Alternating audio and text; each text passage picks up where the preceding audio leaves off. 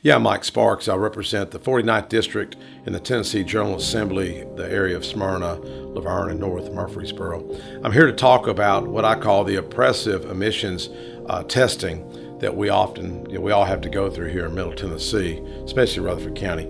As someone who owned a car business for over 12 years, selling roughly 2,000 cars, I had to run those vehicles through emissions, and I see it really be quite oppressive to my customers and also constituents.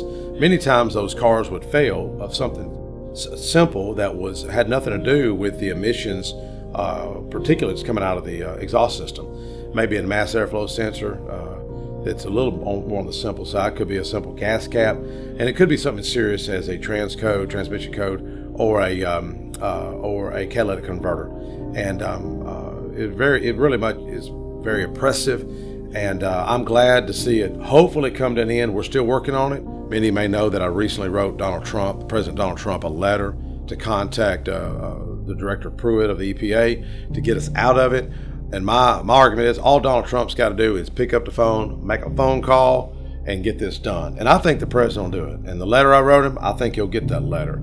And I think he's going to help us on it. So I want to thank the prime sponsor on that bill, which is Judge Mike Carter out of Ooltewah, Tennessee, and Senator Bo Watson out of the Chattanooga area, Hamilton County area.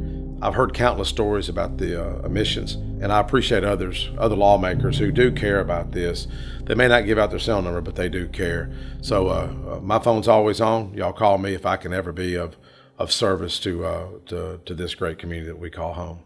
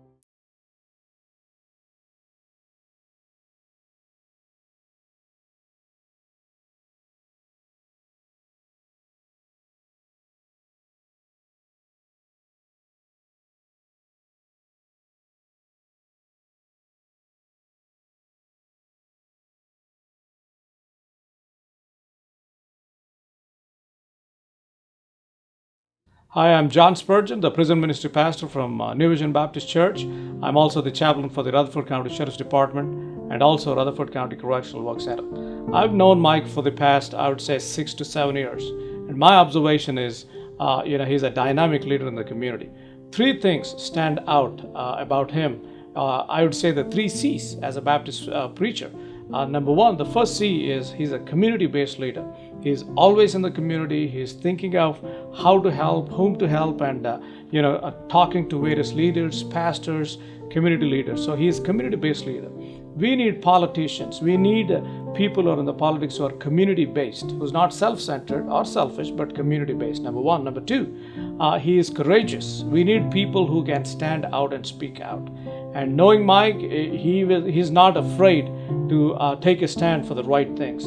And the third most important thing, my observation is, he's Christ-centered. Every time we meet, he has a scripture, he has a hope for the hopeless, and as a prison ministry pastor, he supports the New Vision prison ministry, and he's always there for the inmates and their families. So I wish Mike all the best and God's blessings upon him, and I'm sure that God would bestow him with an amazing victory in this year as well. God bless you, Mike. When I think about my friend Mike Sparks, I would say that defines him. He's constantly sparking with initiative and excitement and passion and creativity. I've known him for about 10 years now, and he's got his hands into so many productive things. He's a businessman, he's an entrepreneur, he's an author, radio talk show host. I know that his involvement with the state has been really highly productive. We've had numerous conversations, and every time I speak with him, he's always very engaging. I would say one of the qualities about him that it really affords him the opportunity to be productive for the state is really having a listening ear, being attentive. Within the context of his responsibilities, he really seems to have an affinity for other people's circumstances, and just a lover of God, a lover of family, a lover of his community. Been over to his house, enjoyed dinner with him, and I could see it was very obvious in his interactions with his family how much he dearly loves them as much as he does his community, his state, his responsibilities as a House of Representatives member, and his bills reflect his convictions. And so I like to see consistency in a person. As a pastor, my heart is to see people enjoying a truly fulfilled, abundant life. And there's a scripture that comes to mind when I think about Mike. It's in Philippians, where it says, "Let every man look not only to his own interests, but to the interests of others." And the last part of that really defines Mike. He sparks with enthusiasm to help meet the needs of others, and he looks for ways to connect the dots. He's unafraid to reach across the aisle and help people. He's more of a unifier than a polarizer.